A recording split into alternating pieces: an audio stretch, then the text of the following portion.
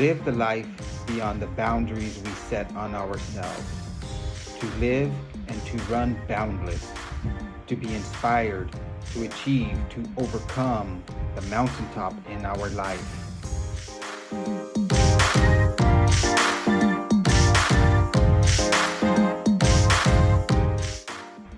Embrace the journey, become boundless.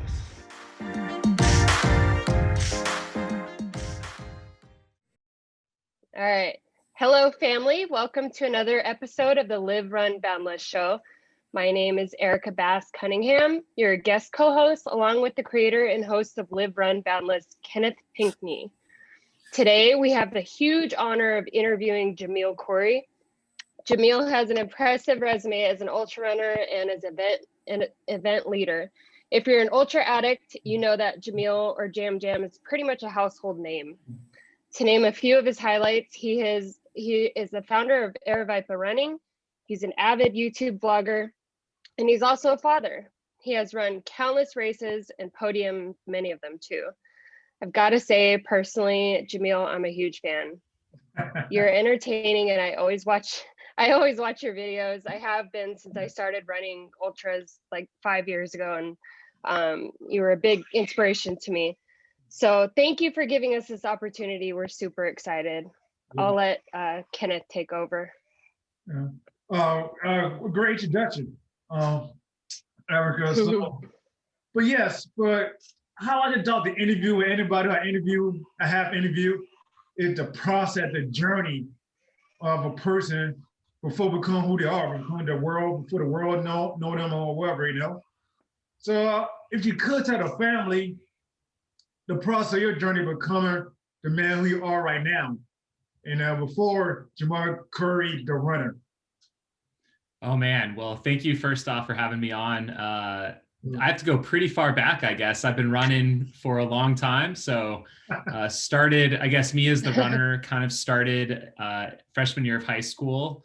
I joined the track team at my local high school and wasn't really necessarily looking to join the running scene, but once I got into it, I was hooked, and I've been doing it ever since. So that's been quite a few years ago now, got involved with that. But prior to that, you know, I was always in the outdoors. So I joined Tiger Cubs when I was real young in the Cub Scout program, and then later Boy Scout program. So that to me was a lot of who I am, is, you know, kind of growing up in the scouting environment. So I feel like I learned a lot of great skills there, got exposed to a lot of amazing outdoor places, camping, hiking, backpacking, which is all stuff I continue to do to this day, exploring the outdoors. That's what I love about trail running and long distance ultra running, is the chance to get out and explore the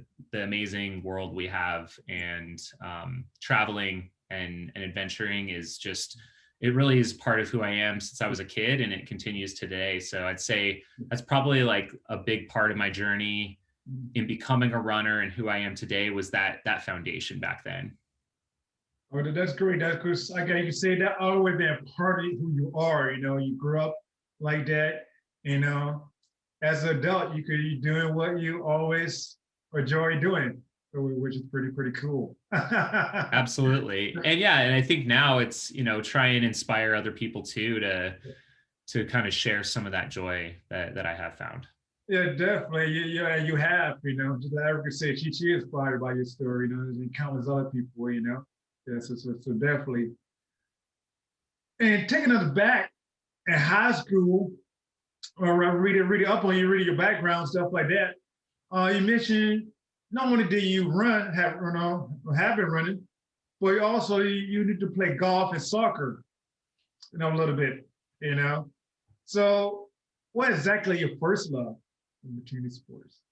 Oh, well, yeah, I tried out for both golf and soccer teams, and that's kind of how I ended up on the track team. I got cut from both those teams. So, you know, as long as you show up and run, they always let you join track. So, but yeah, I got into golfing. My mom was a big golfer when she was younger. And so she like would take us out to the course and like took a couple like golf lessons and things like that. And then just kind of played soccer as well. So yeah, I love being involved in things. So yeah, beyond just the scouts, like I would always get involved in my church group and just everything at school, just kind of love to be part of everything I can. Okay, so you always like being around people, be active, do a little this, do a little that, into the active childhood. That's great. I like that. Totally, yeah. So I'd like to ask you about Barkley. Obviously, it's one of the toughest, craziest races around. Yes. And you just, was it your second attempt just a few weeks ago, or is that your third? A few more than that. It was, I wish. It was my sixth attempt, believe it or not. Oh, wow. So yeah, first time was in 2014. And for some reason, I keep going back. Mm-hmm.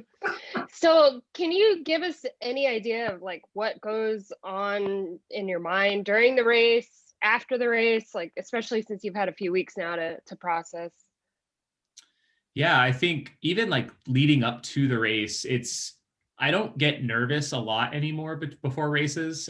We'll talk about a race coming up for me that I'm pretty nervous for, but the Barkley, though I think the hardest part is you don't know when it's going to start. They give you the 12-hour window. I know a lot of people already know this story, but they tell you it can start between midnight and noon. And so that's something that it's hard to prepare for. You don't know if you're going to get 2 hours of sleep and head out into the darkness, or if you're going to be able to sleep in and then have this awkward 10 a.m. start time where you're just sitting around in camp waiting for the thing to kick off. So it's definitely a bit nerve-wracking. And when I'm actually out there on the trail, to me, I'm just having I don't always have a fun time out there. I mean, it gets hard, but I really do love that event, and I love the format of it, and just all the different challenges of it really appeals to me. And maybe it brings me back to maybe when I was in Boy Scouts and we're just,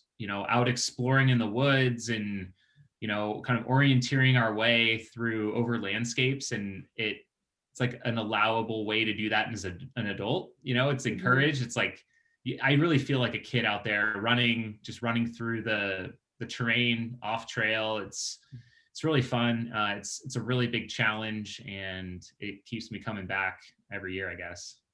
Mm-hmm. So this might be a dumb question, but do you like have to recover after something like that? Like, how's your body, your mind? Yeah, and I think it probably takes more out of me than I think. It just depends on the year too. This year I finished 2 loops, and it was about 27 hours out on course, which is far from my best performance out at that race, and it's far from the most time I've been out on a race course. But I was really beat up this year. I think I didn't get a whole lot of miles in during 2020, looking back on it. And even this year, I tried to build up a little bit, but had a couple setbacks. And so yeah, I was wrecked. Like I gave it my all, and I got 2 laps. So I'm still proud of that. Disappointed, of course, always want to go further, always want to at least get a fun run if I can get the 3 loops in. But yeah, like head to toe, I mean, I was sore all over. My quads were completely destroyed. So yeah, it took some time to start to feel normal again. I also had a bit of an Achilles or ankle flare up even going into the event. So I've had to give it a little more time, maybe than normal. Well, it's good to know that you're human.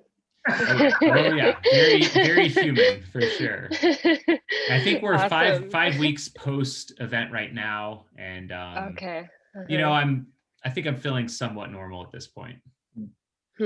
Well, that's good. So you're just in time for your next race, the Cocodona 250. It's coming up super quick. This sounds like it's going to be epic, and I just want to give a quick shout out to one of our good friends here in San Diego. Jose Sosa is running it, and I'm so excited for him. So awesome. How are you feeling? Yeah. Well, shout out Jose. You're amazing. Stepping up to a big ordeal here. It's really exciting. How am I feeling? I'm excited. I'm nervous. Obviously, I'm also like part organizing this race too. I have a great team, but ultimately, you know, I am responsible for this race. I'm also towing the line of this race. And so I think it's going to be a stressful week as it all comes together. But we'll get there. And yeah, 1 week from today, I'll be hopefully 50 miles into the course right now, enjoying a beautiful sunset up in the Bradshaw Mountains, and hopefully feeling good at this point. Yeah, but I am nervous. You know, it's going to be the longest I've ever run, the longest, you know, the most amount of time I've probably ever been out on a race course. So, but I'm also excited, really excited to take on something new and to do it here in my home state of Arizona and with a bunch of my friends and with so many amazing people getting involved, from the volunteers and the staff and the local communities. It's something we've been dreaming about for years. So for it to be here seems a little surreal. Yeah. Awesome. Was it a tough decision to run your own event, or did you know right away that you wanted to do it? Definitely not right away. And I, you know, the only reason I feel comfortable doing it is we have an amazing race director that we brought onto the team, Steve Adderholt, and he has you know, a ton of experience. He was with Ragnar for a long time, putting on really long events like this, and we've just got such an amazing team. So I think as we were going through the planning process, I forget when the idea was like came up, but it came up between me and him about the possibility of me running the event. And, you know, he encouraged the idea to do it. And I figure, you know, it might be best for me to be on course and to experience it in the first year and see it from the runner's perspective. And it's funny, I was joking, I'm probably going to carry some course marking tape out there in my pack, just in case like we see any vandalism and I can like make a quick fix or something. So I'll feel like I'm still kind of working as I'm out there. Yeah. So can you tell us a little bit about your like pre-race prep? Like, how does the week of a race look for you? Do you do anything differently, like with your hydration or nutrition? Or I think not really? in an ideal world for me, I think, yeah, I mean, it's all important. I think making sure you're properly fueled, hydrated the week of the race. And I think for me, my biggest struggle is always the sleep. So I always feel like I have so much going on and I don't typically prioritize that very well, that I'm always wanting to do so many different things. And this week is looking like it's going to be heavy on, you know, even non-Cocodona stuff, just with our company that is, you know, it's not like the rest of the organization shuts down. There's still other people doing other things. So trying to make sure that all is going well, because I'll be, you know, probably pretty unavailable next week for the most part. Gotcha. So, yeah, I can imagine. yeah, so you definitely have a lot going on. So with that race and other races that you have done, it seems like you have like, you know, access to some baddest, the coolest event or races, you know, that round. So what enticed you about a race for you to not to sign up for one? You know, what's in it? What drive you? Something like that. Yeah, great question. Yeah, I've been really fortunate. You know, I got into the sport in 2005, so I've been around a while, and kind of before it got really, really big like it is today, and really been able to do a lot of different like bucket list type races in my running career. And I think there's a lot of different things that appeal to me about signing up for a race. So when I first got started in the sport, it was curiosity on how far I can run. And so didn't even really know what the sport was all about, and just signed up for like the first race I got exposed to. It's like saw someone wearing a t-shirt for this 24-hour race, and I was like, oh, I want to try that, sign up for it. And I think from there, it just started to broaden my horizon. So I started with just the races that appealed to me locally in Arizona. And, you know, I've done an array of things, from flat 24-hour type races to these crazy mountain races. And I tend to go towards maybe the tougher types of courses that have more climbing, Yes. more remote sections. To me, that's just really appealing. Yeah. But really, I like doing it all. Okay. Just ran a half marathon this weekend that didn't have much climbing. It was just as fun, and there's amazing people out there to meet. And but yeah, I definitely, especially now when I'm looking towards races to sign up for, now I kind of use races as an excuse to travel as well. So I'm looking for places I want to visit. Yeah. And if I can also get a race in, it's a great way to see an area. Yeah. Oh, that's great. Like, how do you call it? Runcation, something like that? Oh, exactly. Yeah. Yeah. So Exactly. yeah. So I kind of feel you on that, you know, just the enticement to run, or the temptation to try something new or different in the run, you know? Yeah. Yeah. So that happened to me quite a few times. I kind of paid the price for it a couple of times. So, yeah. How do you usually pick your races that you like to do? Oh man, just maybe for friends, you know, so other friends that run the race to talk about a race all the time, you know, I want one race I got like enticed to do, and it was like in Baja, Mexico, you know. That was that one that stand out for me, because everybody for the Erica, she done it, she competed in it and finished it. I got DNF, but I was enticed to do it, but everybody else was doing it. I like said, man, I should give it a try. I'm like, man, and I wish I didn't. But no, it was a great experience. And just like, you know, hear people talk about it, just like, you know, I want to just give it a try, and give it a shot, test myself, you know, and see what I could do. You know, I don't know how it's gonna work out, but just really just yeah, you know, willing to go out there. For sure. Yeah, I think like picking it based upon friends is a great way too. I mean, I'm fortunate to have, you know, some of my best friends in this sport, and they don't all live here, you know, where I live, but it's just awesome still, like that small community, being able to see people, you know, in all different areas. Yeah. So definitely.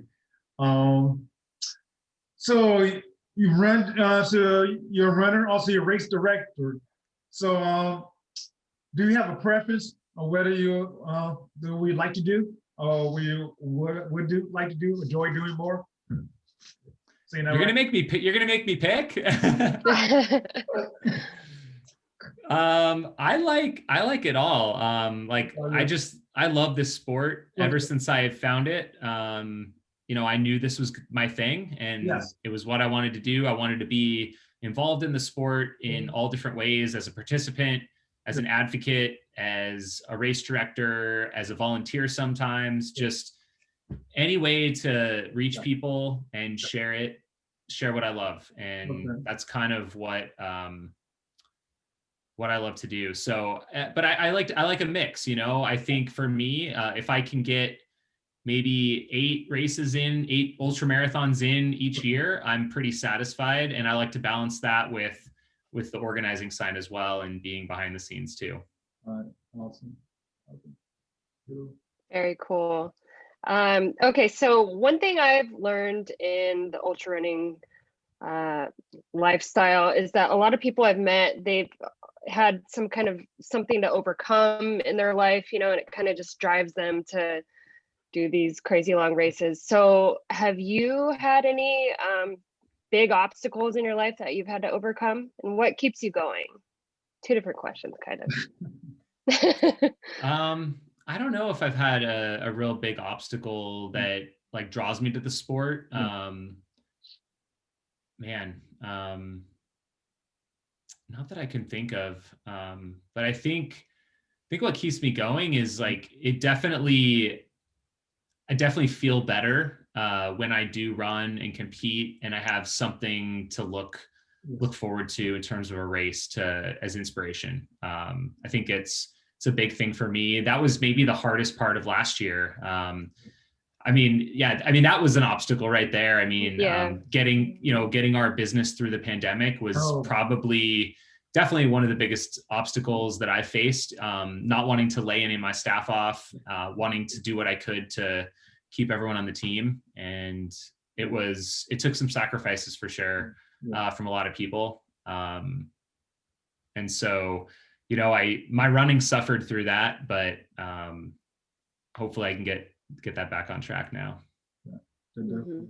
Yeah. So yeah, that is big last year. I mean, for a lot of people, a lot of the race skin council, and a lot of people were like disappointed. And even this year, some people were trying to do some race this year, and some of the races will either get postponed or canceled. Yeah. So so it's just really it's big, Yeah. So. Yeah, it's a tough landscape for a lot of people, I know, and not just in the events industry, but I know restaurants and everything. So lots of different people were affected. Yeah, so definitely.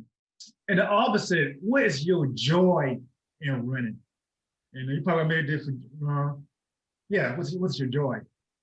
I mean, just the feeling of like running and freedom through the mountains, being able to see incredible places, and just the feeling that my body can do that, and it can get me like to so many places and so many amazing mountaintops. It's just pure joy, and that's really what I'm hoping to do is in this next race. I mean, once we get started, I'm hoping that all the stress melts away, and I can just kind of be present in the moment out there and enjoy the experience. That's my goal. My goal is, there's no time goal really. There's no place goal. It's just all about finding that joy on the trail with my friends and with everyone who touches the race experience, and just spread the joy, I think, more than anything.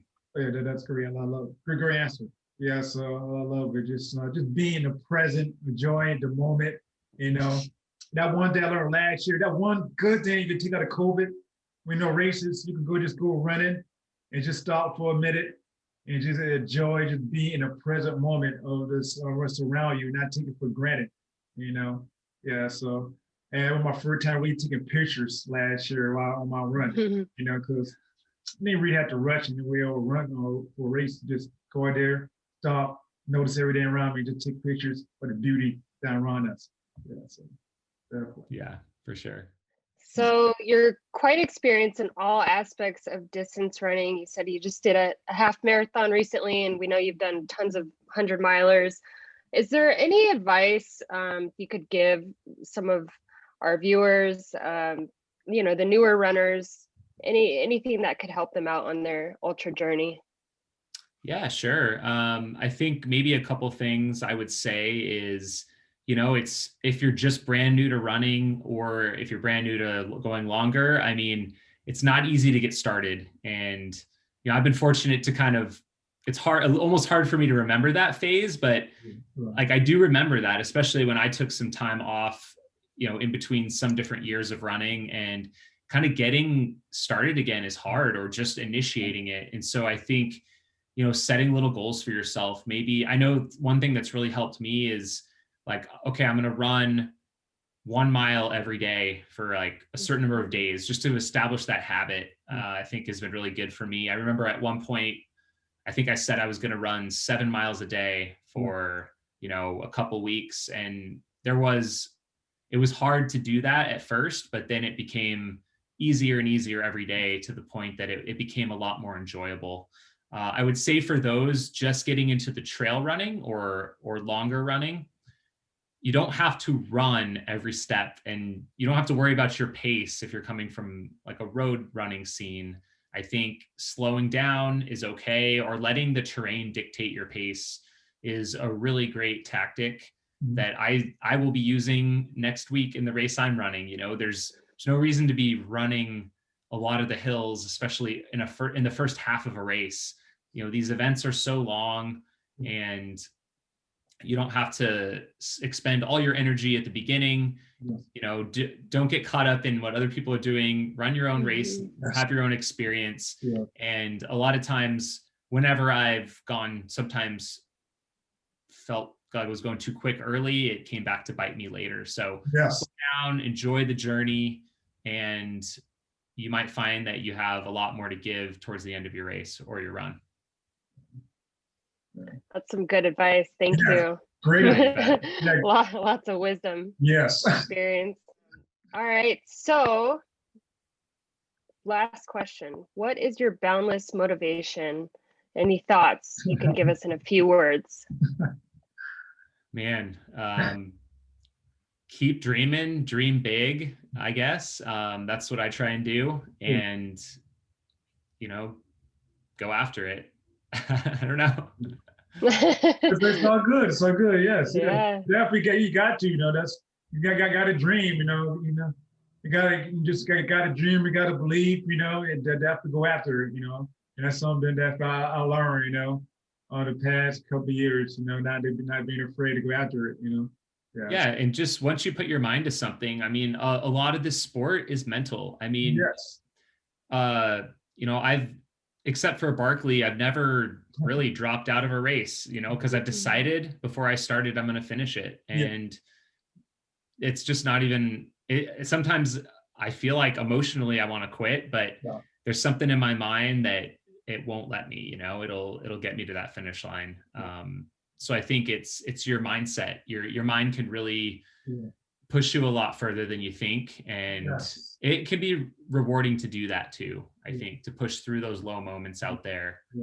So that would be my motivation or my message, is that your mind is way more powerful than you think sometimes.